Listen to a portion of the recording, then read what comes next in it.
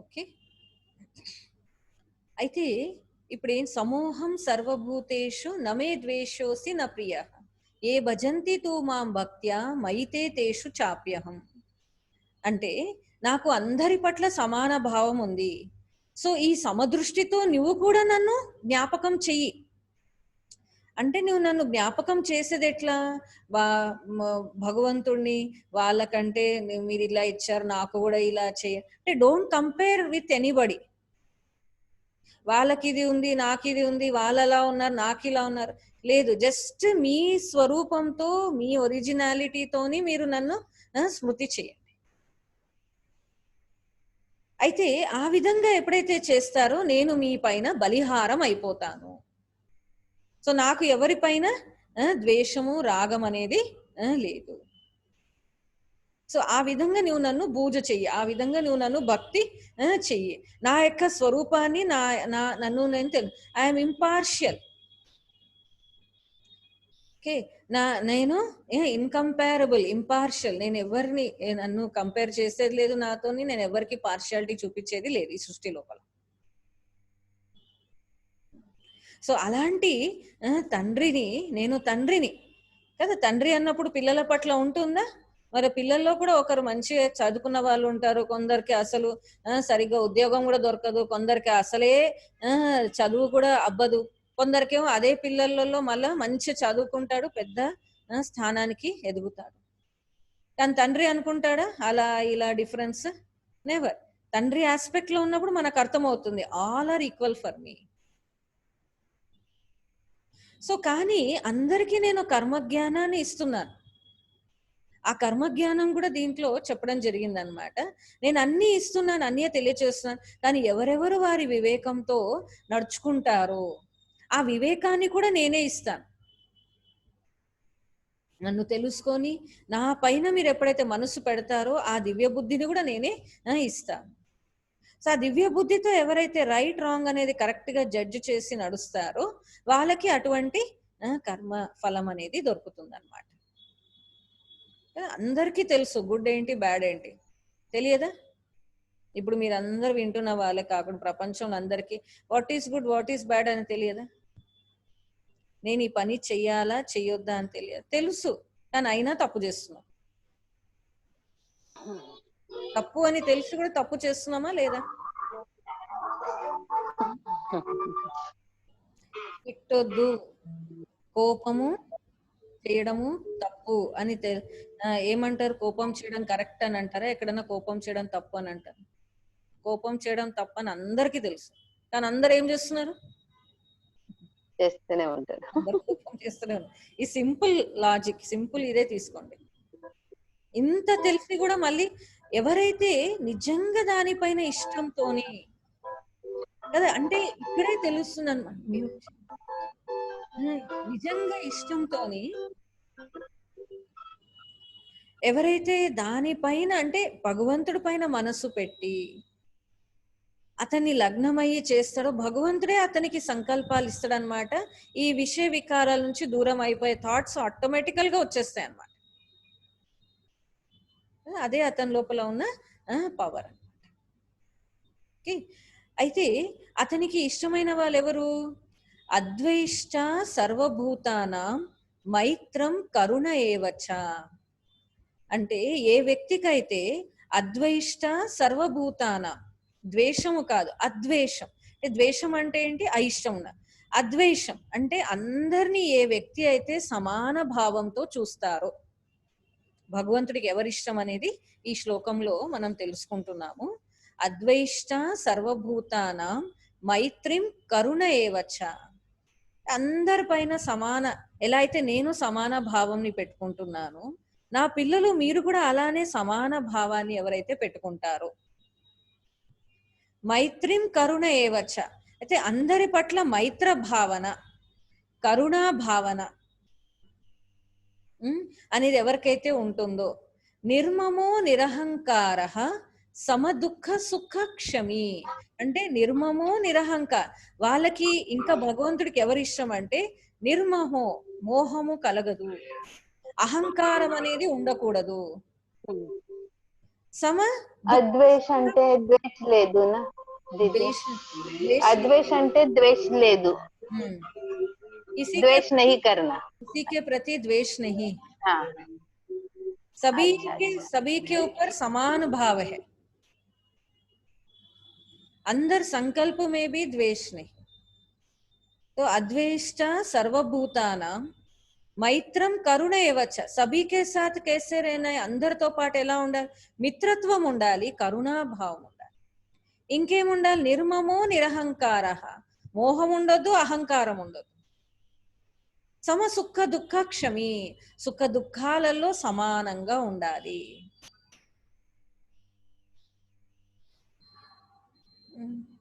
అయితే ఇలాంటి వాళ్ళే నాకు ప్రియమైన వాళ్ళు. ఇంకెవరు, సంతుష్టం సతతం యోగి తదాత్మాన దృఢ నిశ్చయ, మయో అర్పితో మనోబుద్ధి మద్భక్తే సమే ప్రియ. అంటే ఒక యోగి అనేవాడు ఎల్లప్పుడూ కూడా సంతుష్టంగా సతతం యోగి, సంతుష్టం సతతం యోగి, యోగి అనేవాడు ఎల్లప్పుడూ సంతుష్టంగా ఉంటాడు అన్ని వేళలో అన్ని రకాలుగా. అలాంటి యోగి ఎవరైతే ఉంటారో, ఎవరు ఉండగలుగుతారు, ఆత్మనిశ్చయంలో ఉన్నవాడే సంతుష్టంగా ఉండగలుగుతాడు. సంతుష్టం సతతం యోగి తదాత్మాన దృఢ నిశ్చయ, మయో అర్పితో మనోబుద్ధి, ఎవరైతే తన మనసు బుద్ధిని నా పైన అర్పిస్తారో, మయో అర్పితో మనోబుద్ధి మద్భక్తే సమే ప్రియ, అలాంటి భక్తుడు నాకు ప్రియమైన వాడు.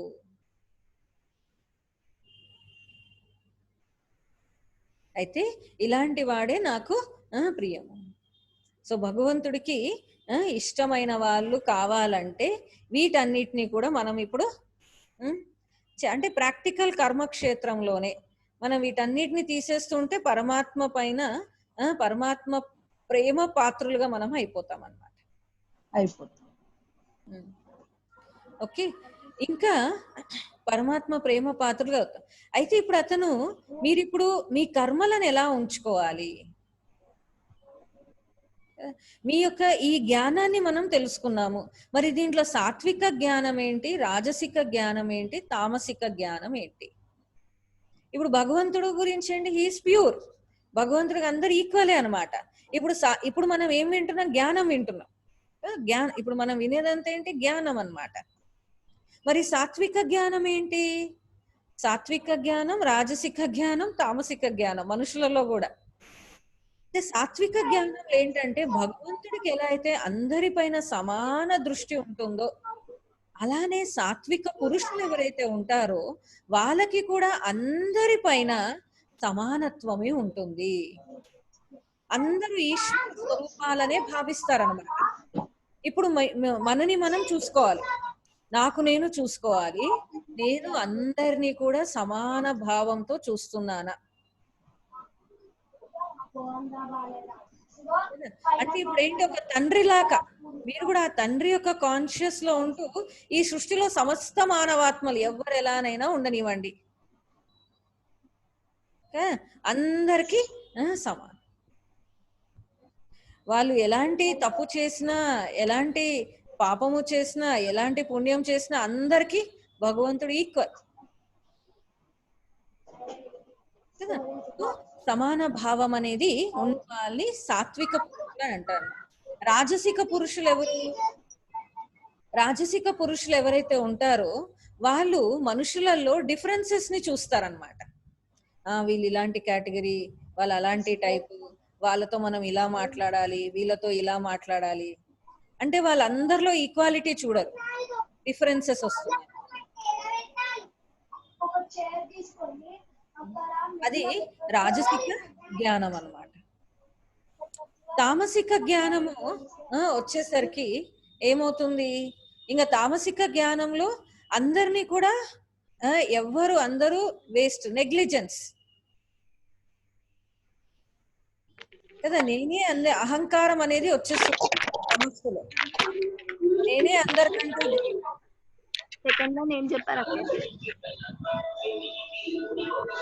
సాత్విక జ్ఞానంలో అందరిలో సమానత్వం అనేది వచ్చేస్తుంది. రాజసిక జ్ఞానంలో అందరు డిఫరెన్సెస్ ని చూసుకుంటారు అనమాట. వీళ్ళు ఇలాంటి వాళ్ళు వాళ్ళ జడ్జిమెంట్ వచ్చేస్తుంది అనమాట. రాజసిక జ్ఞానంలో జడ్జింగ్ వచ్చేస్తుంది. తామసిక జ్ఞానంలో నేనే గొప్ప అనేది వచ్చేస్తుంది అనమాట. అందరిలో కంటే కూడా నేనే ఉత్తముణ్ణి, అభిమానం అనేది వచ్చేస్తుంది తామసిక జ్ఞానం.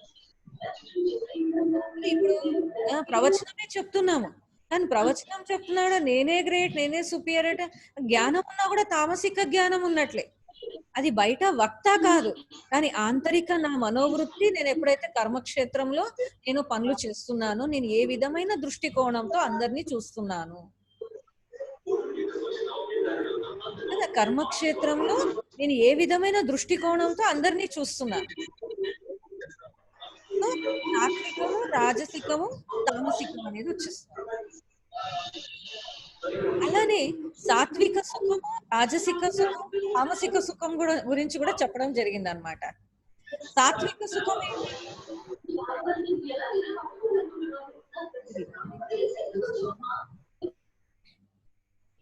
మీరు ఎప్పుడు అక్కడ అటెన్షన్. అయితే సాత్విక సుఖం ఏంటి? సాత్విక సుఖము భోగకాలంలో అంటే చెప్తాడనమాట, నేను నీకు 3 రకాల సుఖాన్ని తెలియచేస్తా, నువ్వు అర్థం చేసుకో దీన్ని అని అంటాడు. ఇప్పుడు దీన్ని అర్థం చేసుకొని ఆచరణలో పెట్టడము మనం ప్రారంభించాలి. అది కష్టమే ఉంటది. అయితే సాత్విక సుఖం ఏంటి? ప్రారంభ కాలంలో, ఆది కాలంలో అది విషతుల్యం అనిపిస్తుంది అనమాట. సాత్విక సుఖం ఆరంభ కాలంలో, ప్రారంభ కాలంలో అది విషతుల్యం అనిపిస్తుంది, కానీ పరిణామము అమృత సమానం ఉంటుంది. ఇది సాత్విక సుఖం. అంటే ఏంటి? భజనలు చేయడము, కీర్తనలు చేయడము, భగవంతుడిని ఉపాసించడము, వ్రతాలు చేయడము, ఉపవాసము చేయడము, మెడిటేషన్ లో కూర్చోండి. ఏమంటారు మెడిటేషన్ లో కూర్చోండి అంటే? అబ్బా చాలా కష్టం అండి, మనసు అస్సలు ఉండలేదు. 10 minutes కూర్చోవడం కష్టం, 15 minutes, గంట చాలా కష్టం. అదే ఒక సినిమా చూడమంటే అది ఏంటి? ప్రారంభ దశ అంటే స్టార్టింగ్ లో మనకు కష్టమైనది, కానీ దాని పరిణామం ఏంటి? మనం ఆ సాధన చేసినప్పుడు, మనం ఆ స్మృతిలో కూర్చొని మనం భావనతో, ప్రేమతో గుర్తు చేసాం, దాని రిజల్ట్ మనకి సుఖం అని, హ్యాపీనెస్ వస్తుంది. సో దీన్ని సాత్విక సుఖం అంటారు అనమాట. దీని గురించి ఎక్స్ప్లెనేషన్ ఇచ్చారు కదా. ఇప్పుడు అలానే ఇప్పుడు ఎక్సర్సైజెసే కావచ్చు, 1 hour యోగాసనాలు చేయండి అంటే కష్టం, బాడీని ఫ్లెక్స్ చేయాలి, అది చేయాలి. చాలా తక్కువ మంది చేస్తారు, అందరూ చేయరు, చాలా తక్కువ మంది. దాని గురించి ఫస్ట్ నుంచే ప్రికాషనరీగా చేసేది చాలా తక్కువ మంది. డిసీజ్ వచ్చినాక మళ్ళీ కొందరు చేస్తారు, కొందరు డిసీజ్ వచ్చినా కూడా చేయరు, 3rd స్టేజ్ అది. సో దీన్నే సాత్వికము, రాజసికము, తామసికం అంటారు అనమాట. సో ఫస్ట్ ఇనీషియల్ స్టేజ్ లో విషతుల్యమైనది, కానీ పరిణామం అమృత సమానమైనది, అది సాత్విక సుఖం. రాజసిక సుఖం ఏంటిది? ప్రారంభ దశలో అది అమృత సమానంగా అనిపిస్తుంది అనమాట. అంటే విషయ ఇంద్రియాల యొక్క ఆనందం, విషయ ఇంద్రియాల యొక్క ఆనందం, మంచి భోజనం తినడము, ముచ్చట్లు పెట్టడము, లేకపోతే మూవీస్ చూడడము, ఎంటర్టైన్మెంట్లకు వెళ్ళడము, బయట పబ్స్ కి వెళ్ళడము, షికార్లు కొట్టడం, ఇవన్నీ ఏంటిది? ఎంజాయ్. అబ్బా చాలా మంచిగా ఉంది. సో ఇంద్రియాల యొక్క ఇష్టం. సో ప్రారంభ దశలో అది అది అమృత సమానం అనిపిస్తుంది అంట, అమృతమే, చాలా ఎక్సలెంట్. కానీ దాని పరిణామం ఏముంటుందంట? విషతుల్యమైనది, అది రాజసిక సుఖం. తామసిక సుఖం ఏంటిది? తామసిక సుఖం అంటే ప్రారంభ దశలో మరియు అంతిమ దశలో మొత్తము కూడా అమృత సమానంగానే అనిపిస్తుంది అనమాట వాళ్ళకి. ప్రారంభ దశలో ఇంకా డీజనరేషన్ స్టేజ్ లో, రిజల్ట్ స్టేజ్ లో కూడా వాళ్ళకి అమృతం లాగానే ఉంటుంది అనమాట. నిద్ర, ఆలస్య, నిర్లక్ష్యము, సోమరితనము, డ్రింకింగ్, స్మోకింగ్ కదా, వీళ్ళు చేసే వాళ్ళకి, వాళ్ళు చేస్తున్నప్పుడు కూడా వాళ్ళకి ఆ ప్లెజర్ తీసుకుంటారు. ఆ డిసీజ్ వచ్చినా కూడా వాళ్ళకి అంతే, వాళ్ళకి ఏం అనిపించదు. కానీ వేరే వాళ్ళు చూసిన అరే వీళ్ళకి బాధ కలుగుతుందని అనుకుంటున్నారు. వాళ్ళు తమస్సులో ఉన్నారనమాట. ఎప్పుడు అంటే వాళ్ళ ద్వారా జరిగే యాక్టివిటీస్ పక్కన వాళ్ళకి ఎప్పుడు దుఃఖం ఇవ్వడము, దాని పరిణామంలో కూడా మళ్ళీ దుఃఖం ఇవ్వడం. సరే నేను మానేశాను, తర్వాత ఏమైపోయింది, దాని రిజల్ట్ డిసీజెస్ అయిపోయింది, క్యాన్సరస్ కండిషన్స్ వచ్చేసినాయి, పెయిన్స్ వచ్చేసినాయి, మళ్ళీ పక్కన వాళ్ళకి అప్పుడు కూడా దుఃఖమే, మళ్ళీ ప్రారంభ దశలో కూడా దుఃఖమే. సో ఇది సాత్విక సుఖము, రాజసిక సుఖము, తామసిక సుఖం అన్నమాట. అన్ని రకాల భోగ విలాసాలు అంటే ఇంద్రియాలు, నిద్ర, ఇవన్నీ థర్డ్ స్టేజ్ అన్నమాట. సో ఇప్పుడు మనని మనము మేలుకొల్పుకోవాలి, జ్ఞానంతో మనం రియలైజ్ కావాలి. అది ఏది పర్మనెంట్ సుఖము నాకు వచ్చేది, పర్మనెంట్ ప్రాప్తి నాకు ఏది వస్తుంది. అయితే స్టార్టింగ్ లో కూడా పరమాత్మని ఉపాసించడం స్టార్టింగ్ లో విషతుల్యమే, కానీ చేస్తూ చేస్తూ సాధన చేస్తూ అది ఈజీగా అయిపోతుంది అనమాట. ఇంకా దాంతో ప్రాప్తి కూడా అపారమైన ప్రాప్తి అనేది ఉంటుంది, లాభం కూడా ఉంటుంది అనమాట. సో మరి ఈ విధంగా భగవంతుడితో యోగాన్ని మనము పెట్టుకోవడము. మరి ఆ యోగము ఎలా పెట్టుకోవాలి, ఆ సాధన ఎలా చేయాలి? అందుకే 9వ అధ్యాయంలో ఏమని చెప్పారు, నేను ఇప్పుడు నీకు చెప్తున్నాను, అతి గూహ్యమైన రహస్యాన్ని నీకే తెలియచేస్తున్నాను, నువ్వు విను. మరి ఆ అంత సీక్రెట్ ఏంటిది? ఆ సీక్రెట్ ఏం చెప్తున్నాడు 9వ అధ్యాయంలో? ఏమని చెప్తున్నా అంటే, నేను చెప్పే రాజయోగం, రాజవిద్య, రాజగూహ్య యోగం అంట. 9వ అధ్యాయం పేరే రాజవిద్య, రాజగూహ్య యోగం. ఏమంటున్నారు దాంట్లో? రాజవిద్యం రాజగూహ్యం పవిత్రం ఇది ఉత్తమం. రాజవిద్య రాజగూహ్యం పవిత్రం ఇది ఉత్తమం అంటే నేను నేర్పించేది నీకు రాజవిద్యం నేర్పిస్తున్నాను, అతి గూహ్యమైనది. నేను సీక్రెట్, నేను నీకు అతి గోపనీయమైన జ్ఞానాన్ని నీకు తెలియచేస్తున్నాను. ఆ గోపనీయమైన జ్ఞానము కనిపించేది కాదు, శరీరము కనిపించేది కానీ మనసు కనిపించింది. సో భగవంతుడికి చెప్పిన భగవద్గీత మొత్తము మనసుకి చెప్పిన జ్ఞానం కదా. మీ సంకల్పాలు ఎవరితో జోడించా. సో ఇది రాజవిద్య నేను నేర్పిస్తున్నా అంటే ఏ విద్యని నువ్వు ఆచరించినట్లయితే నువ్వు రాజుగా అయిపోతావు. రాజవిద్య రాజగూహ్యం పవిత్రం ఇది ఉత్తమం, ఇది అతి పవిత్రమైన యోగం అన్నమాట. ఇది అన్నిటికంటే ఉత్తమమైనది. ఇంకేమంటున్నారు? ప్రత్యక్షాగమం ధర్మం సుసుఖం కర్తుం అవ్యయం అంటే ఈ యోగాన్ని నువ్వు ఎప్పుడైతే ఆచరిస్తావో, అంటే ఈ యోగం ఏమిటి? నిన్నుగా తెలుసుకొని, నా యథార్థ స్వరూపాన్ని తెలుసుకొని, నీ మనసు నాతో మన్మనాభవ స్థితిలోకి ఎప్పుడైతే వస్తావో అదే రాజగూహ్య యోగం అంట. సో నీ యోగాన్ని ఎప్పుడైతే ఆచరిస్తావో ప్రత్యక్షాగమం అంటున్నాడు అనమాట. అంటే నీకు ఇది ప్రత్యక్ష ఫలము పొందేది. ఈ రిజల్ట్ ఏంటిది? దీనికి ఇమీడియట్ రిజల్ట్, ఇన్స్టంటేనియస్ రిజల్ట్ మీకు వస్తుంది అనమాట ఈ యోగ సాధనతోని. ప్రత్యక్ష నువ్వు చూస్తావు ఇప్పటికిప్పుడే నీలో ఫీలింగ్స్ లో, నీ థాట్స్ లో, అన్నిట్లో కూడా చేంజ్. సో ప్రత్యక్షావగమం ధర్మం, ఈ యోగం అనేది ధర్మబద్ధమైనది అనమాట, అన్లాఫుల్ కాదు, ఇది లాఫుల్, అందరికీ లాఫుల్. ఏ రిలీజియన్ కావచ్చు, ఏ మతంగా, ఎందుకంటే ఇది నేను చెప్పేది ఆత్మకి చెప్తున్నాను. సో ఇది ఆత్మకి చెప్పే జ్ఞానం కాబట్టి ఇది భగవద్గీత అనేది ఈ సృష్టిలో సమస్త మందికి చదువుతారు. ఇక్కడ ఆ భగవద్గీతలో నేను హిందూకి చెప్తున్నాను, నేను ముసల్మాన్కి చెప్తున్నాను అనేది చెప్పలేదు, నీ ఆత్మకి చెప్తున్నాను, ఆత్మజ్ఞానం. కాబట్టి ఈ సృష్టిలో అందరూ భగవద్గీతని ట్రాన్స్లేషన్స్ కూడా జరగడం జరిగిందన్నమాట.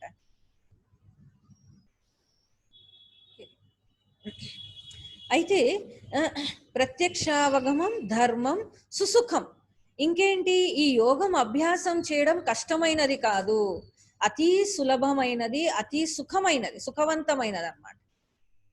మీరు కష్టం అనుకుంటారు కానీ ఇది చాలా సుఖవంతమైనది, ప్రాక్టీస్ చేయడానికి కూడా చాలా ఈజీ. సో సుసుఖం కర్తుం అవ్యయమం అంటే ఏంటి? నువ్వు ఎప్పుడైతే ఇది ఆచరిస్తావో అవ్యయమం అంటే అంటే దీని యొక్క పరిణామము, దీని యొక్క రిజల్ట్ నీకు పర్మనెంట్ గా దొరుకుతుంది. ఆచరించడము సుఖమే, ప్రత్యక్షము కూడా దొరుకుతుంది, ప్రత్యక్ష ఫలం కూడా దొరుకుతుంది, దాని యొక్క రిజల్ట్ కూడా పర్మనెంట్ రిజల్ట్ నీకు వస్తుంది.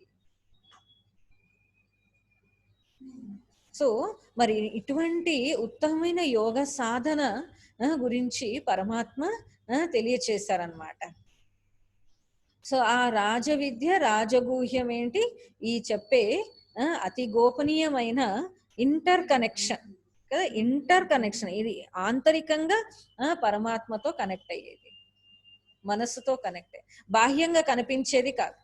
సో బాహ్యంగా కనిపించేది ఏంటివి? మీరు కూర్చొని ఇక్కడ కూర్చొని కూడా నడుస్తూ తిరుగుతూ, అందుకే కర్మయోగం అన్నారు. సో కర్మయోగం యొక్క అర్థం ఏంటిది? రెండు వస్తాయి అన్నమాట. ఒకటేంటి, నువ్వు కర్మ ఆచరిస్తూ ఫలాన్ని అపేక్షించకు, కర్మ చేస్తూ నా స్మృతిలో ఉంటూ నువ్వు కర్మ చెయ్యి, అదే కర్మయోగము.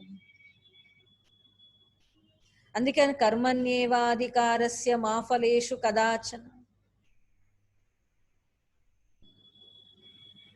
కదా. కర్మని నువ్వు చెయ్యి, కానీ కర్మ ఫలాన్ని ఏ క్షణంలో కూడా నువ్వు నీ పని చేయడమే నీ పని అన్నాడు భగవంత్.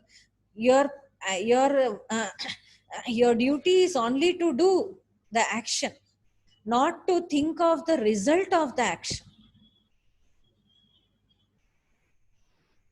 నువ్వు చెయ్యి, తర్వాత దాని రిజల్ట్ గురించి ఆలోచించకు, ఎక్స్పెక్టేషన్ అనేది ఉంచుకో.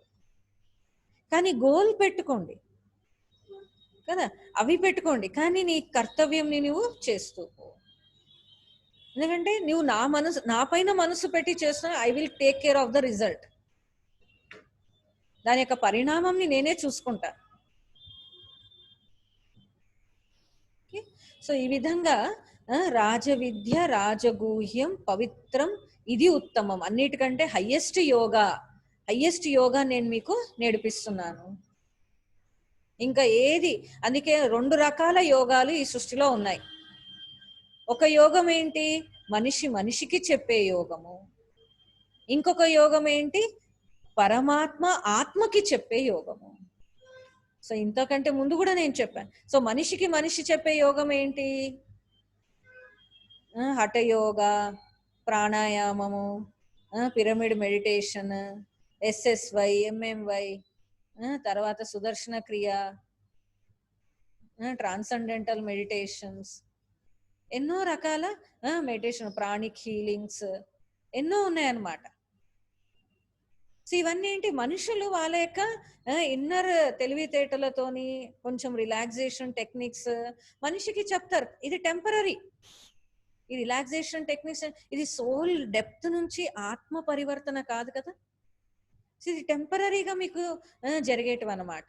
సో మనిషికి చెప్పేది టెంపరరీ, కానీ నేను పరమాత్మ ఆత్మకి నేను చెప్తున్నాను డైరెక్ట్ గా యోగా. ఆత్మనే పరివర్తన అయినప్పుడు ఇంకా భౌతిక శరీరం యొక్క ఆరోగ్యంతో పాటు అన్ని పరివర్తన అనేది అయిపోతాయి అన్నమాట. సో పరమాత్మ ఆత్మలకి చెప్పే యోగం ఏంటిది? అది సిన్స్ ని దూరం చేసే యోగం, పాపాలని దూరం చేసే యోగం. వేరే యోగాలలో పాపాలు దూరం చేస్తామని ఎవరు చెప్పరు అదే. ఇన్ని మెడిటేషన్, క్రియా మెడిటేషన్, నువ్వు జస్ట్ ఈ టైంలో you relax your mind, you feel happy, you enjoy, మనసును అన్ని నుంచి డిటాచ్ చేసుకొని అట్లా ఎన్నో చెప్తారనమాట. కానీ మైండ్ ని గాడ్తోని ఆ యథార్థతని తెలుసుకొని అతని పైన లగ్నం చేసినప్పుడు అప్పుడే నా పాపాలన్నీ కూడా విముక్తి అవుతాయి. నా పాపాలు ఎప్పుడైతే తొలగిపోతాయో నేను లైట్ అయిపోతూ ఉంటాను, నాలో సంతోషం పెరుగుతూ ఉంటుంది. సో అలాంటి యోగ సాధన నేను మీకు చెప్తున్నాను. దేని ద్వారా పర్మనెంట్ మీకు హ్యాపీనెస్ అనేది వస్తుంది. ఇది అన్నిటికంటే హైయెస్ట్, ఇది అన్నిటికంటే పవిత్రమైనది, ఇది అన్నిటికంటే కూడా సహజమైనది, ధర్మబద్ధమైనది, ప్రత్యక్ష ఫలం ఇచ్చేది, ఇంకా ఎవర్ లాస్టింగ్ సక్సెస్ గ్లోరీని ఇచ్చేదన్నమాట. మరి ఇంత క్లియర్ గా చెప్పినప్పుడు మరి మన మనసు ఎక్కడ పెట్టాలండి? ఇప్పుడు మనం ఎలాంటి యోగ సాధన చేయాలి? ఫస్ట్ లో ఇట్ ఈస్ డిఫికల్ట్, ప్రారంభ దశలో కష్టం అని అన్నాడు. కానీ ఏమన్నారు 6వ అధ్యాయంలో ఆత్మ సంయమ యోగము, దాన్ని ఏమంటారంటే అభ్యాస యోగము. అంటే అభ్యాసము చెయ్యి, అభ్యాసము చేస్తే అన్నీ కూడా నువ్వు సాధిస్తావు. అభ్యాసముతోని నువ్వు అన్ని కూడా అర్జున నువ్వు ప్రారంభంలో అది కష్టం. అందుకే కష్టం అన్నందుకు భగవంతుడు ఏం చెప్పారంటే, సరే నీకు మనసు లగ్నం చేయడం కష్టం అనిపిస్తుంది కదా, అర్జున్ అడుగుతారనమాట, మీరు మనసు లగ్నం చేయమంటారు మళ్ళీ నాకు చాలా కష్టం అని. సరే నువ్వు నన్ను ఒక విగ్రహంతోనన్నా లేకపోతే ఫలము పుష్పంతోన, అంటే నీకు మెటీరియల్ తోనన్నా నువ్వు స్టార్ట్ చెయ్యి అంటాడు అనమాట. నువ్వు మెటీరియల్ తో స్టార్ట్ చేయి, నీకు కష్టం అన్నందుకు. అందుకే చూడండి వేరే రిలీజియన్స్ లలో వాళ్ళకి మెటీరియల్ ఇలా పూజలు అభిషేకాలు ఇవన్నీ ఉండవు. వేరే రిలీజియన్స్ లలో పూజలు అభిషేకాలు ఉండదన్నమాట, ఓన్లీ సింగిల్. సో ఇక్కడ చెప్పారు కాబట్టి అందరు అవి చేసుకుంటూ ఉన్నారన్న. కానీ మళ్ళీ లాస్ట్ ఋషులు మునులు ఎవరైతే ఉన్నారో వాళ్ళు ఇంకా పూజలు అభిషేకాలు ఇవి ఎవరు వాళ్ళు చేయరు, వాళ్ళు డైరెక్ట్ మెడిటేషనే అనమాట. తెలుసుకున్నారు కాబట్టి ఇంకా వాళ్ళు లింక్ చేయాలని అనుకుంటారు, కానీ వాళ్ళు కూడా యథార్థంగా తెలుసుకోలేరు. సో ఇప్పుడు అన్నిటికంటే కూడా ఇంకా సర్వశ్రేష్టమైంది ఏంటంటే మనస్సుని కర్మయోగంతో నిలుచుకొని చేయడం. సో అది అన్నిటికంటే ఉత్తమైన యోగ సాధన.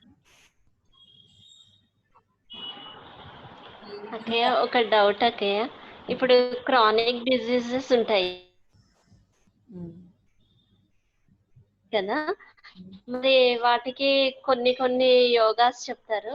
అది కాకుండా ఇది మనము మీరు చెప్తున్నట్టు మార్నింగ్ చేసే మెడిటేషన్ ఎనఫా, సరిపోతుందా?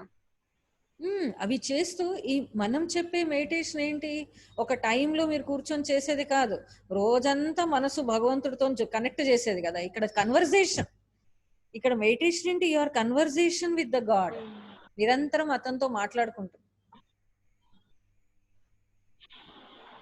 కదా. సో అతనితో నువ్వు ఎలా అయితే మనసు తో, ఇప్పుడు చూడండి మనసున్న వాళ్ళు ఫోన్ బయట ఎక్కడ గంట గంట ఫోన్లు చేసుకునే వాళ్ళు కూడా ఉంటారు అనమాట. బయటకి ఎక్కడ వెళ్తే ఎట్లున్నావు బాగున్నావు గంట గంటలు చేస్తుంటారు, అట్లా కూడా ఉంటారు మనుషులు. మనసు అక్కడే ఉంటది అనమాట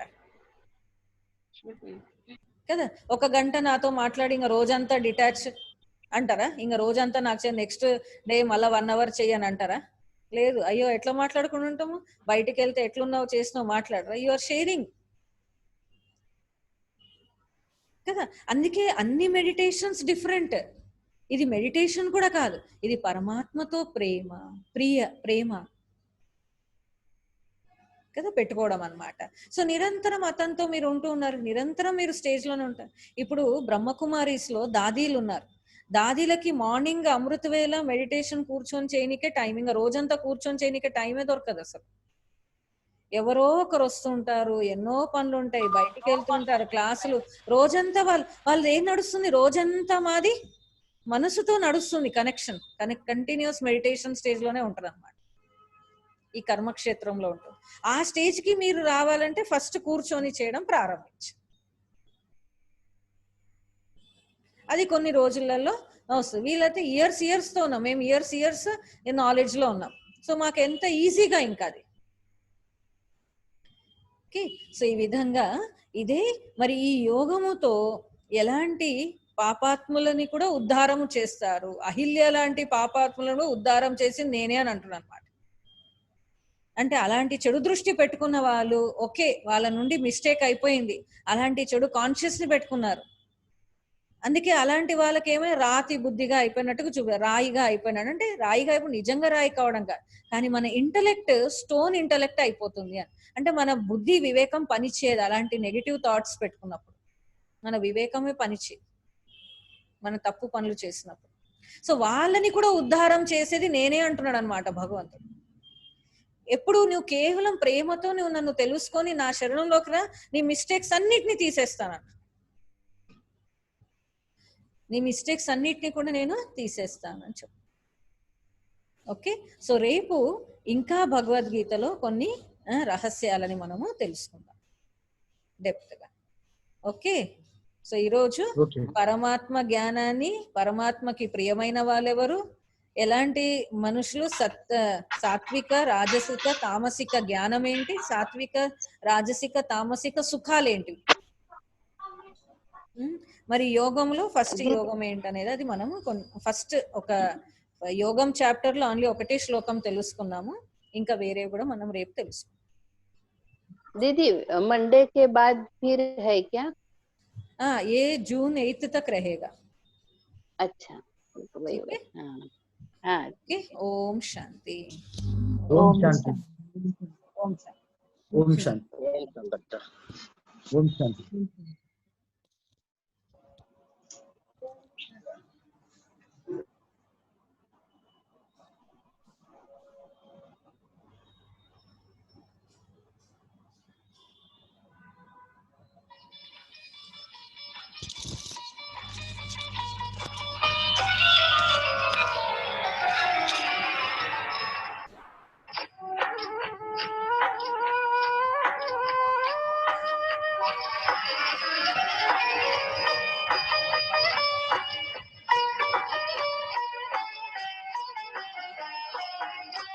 నిరాకార నిర్మలుడు నిత్య సత్య సుందరుడు, నిరాకార నిర్మలుడు నిత్య సత్య సుందరుడు, పరమపిత పరంధామ నివాసి పరమాత్ముడు, నిర్వికార నిరహంకార పరంజ్యోతి అతడు, నిర్వికార నిరహంకార పరంజ్యోతి అతడు, నిరాకార నిర్మలుడు నిత్య సత్య సుందరుడు.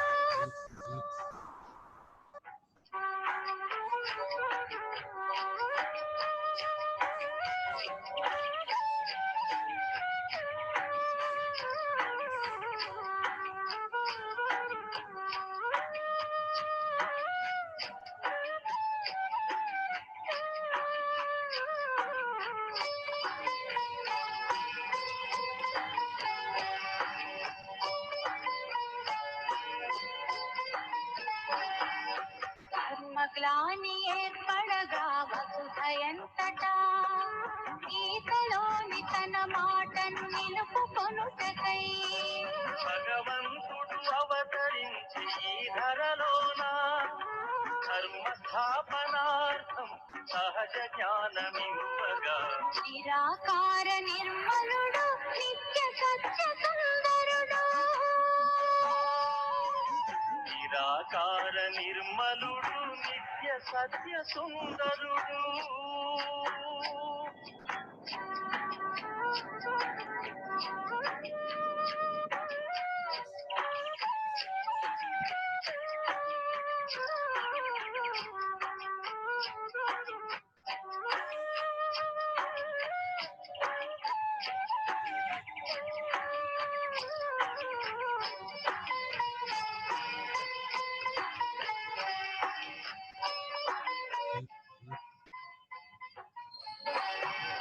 మన అందరి తండ్రి ఆ పరమాత్ముడు సహజ రాజయోగమిప్పుడు నేర్పుతున్నాడు.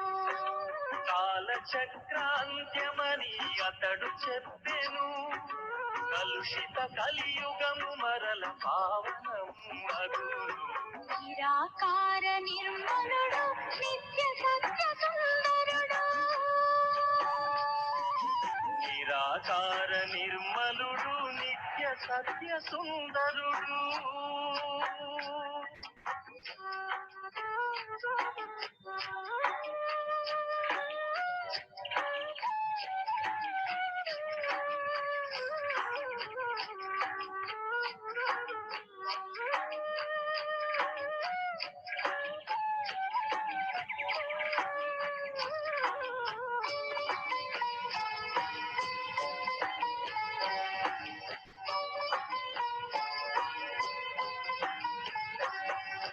కామ క్రోధ లోభములకు వశమైరి అందరూ వికారాలు తొలగించగా పరమాత్ముడు వచ్చెను. సత్య జ్ఞాన రత్నములకు చింతలు పాపి స్వర్గవారసత్వమివ్వ అతడు అవతరించెను.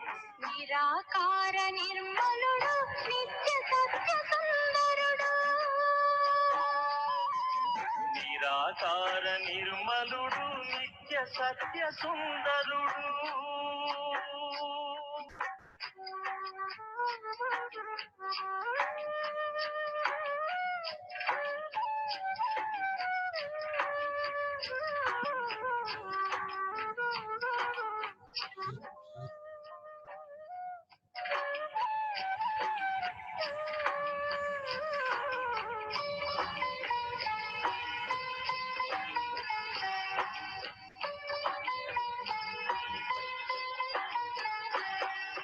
జ్ఞానయోగ ధారణతో అమరుల మగుతూ రాజయోగ తపస్సుతో శక్తి పొందుతూ పరమపిత సన్నిధిలో పాపాలను వీడుచు స్వర్ణయుగపు పావనులుగా మనము పరిణమించు. నిరాకార నిర్మలుడు నిత్య సత్య సుందరుడు.